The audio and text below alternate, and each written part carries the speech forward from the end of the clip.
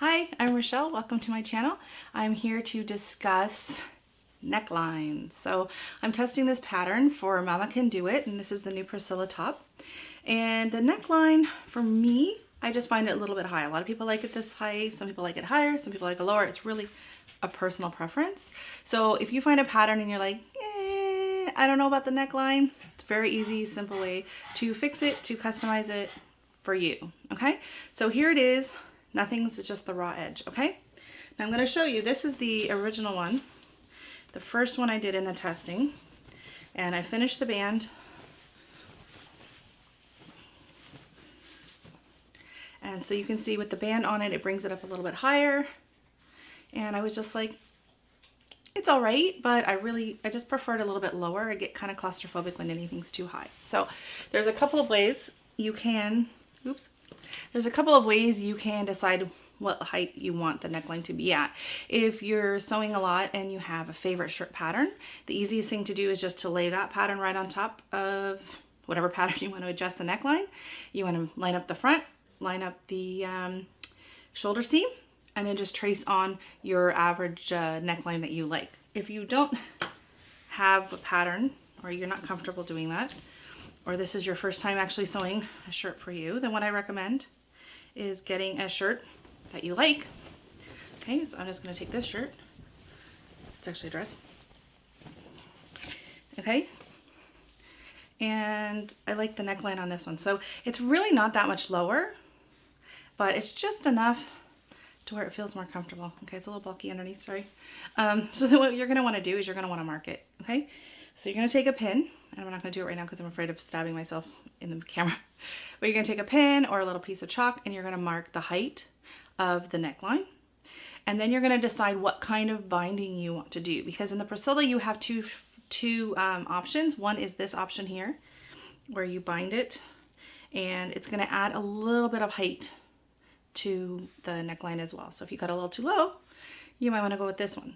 If you want a more professional, or not more professional, but more smooth, you're going to want to go with this kind, and this is the binding. Okay, and it looks a little wonky right now because I don't have the neckline to hold everything in place. So that's how you decide where you want to mark your neckline. And then what you need to do is you need to take this off. I'll do that on camera. And you're going to measure, you're going to just kind of pull it straight, and you're going to measure now the size of your neckline. So you just lay it flat on a ruler or a piece of tape and then double it. And then you take that measurement, and then to find out your new, so you can't use her bindings. That's the only thing. You can't use the bindings that she's provided because now you've changed the size of the neckline. So you have to figure your own neckline out. You want to say the same width as the pattern piece. And then you want to do, depending on your fabric, anywhere between 80 to 90% length of the binding. So I'll explain that more in the next step, okay? Okay, so now we have to figure out the new neckline length. And I'm going to just hold this up so it could be a little awkward to watch. So just make sure your side seams are together. Okay, and normally you would do this on the floor or on your table. So what I'm going to do, I'm just going to start here, and I'm going to walk it gently, just walk it down. So I like to hold at the front and then my shoulder. Make sure you don't stretch it. So then you just kind of walk it to here, switch your hand, and come down here. And you can see that I am at, sorry, sliding. You can see that I'm at 17 inches, okay? So my new neckline is now 17 times 2. Don't forget to times by 2 or else it's gonna totally throw you off. So then what you need to do is you need to take, I like 85% of the total neckline. So you can do the math, or like I like to do, I just say, hey Google, what's 17 times 2? The answer is 34. And what's 85% of 34? The answer is 28.9. 28.9.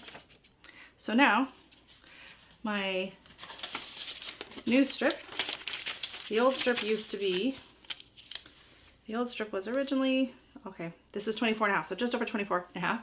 So now 28.9. So now by cutting out that just about an inch, it's added a little bit more length. So you can either tape it on to the end of your binding piece if you want and cut it, make it nice and easy, or I'm just going to cut it using my rotary cutter and my mat, and just make sure you keep it the same width, which is 2 inches.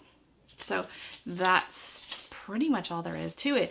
Now keep in mind the 85%, it's just kind of a rough guesstimate, really depends on the stretchiness of your fabric. So I will double check on the percentage that they included in the binding, and I'll put that either, I'll add it to the information below so that you know exactly what the pattern's percentage was. But again, you have to take into consideration the stretchiness of your fabric. And in the pattern, she shows you how to find out how stretchy your fabric is, so then you can go from there.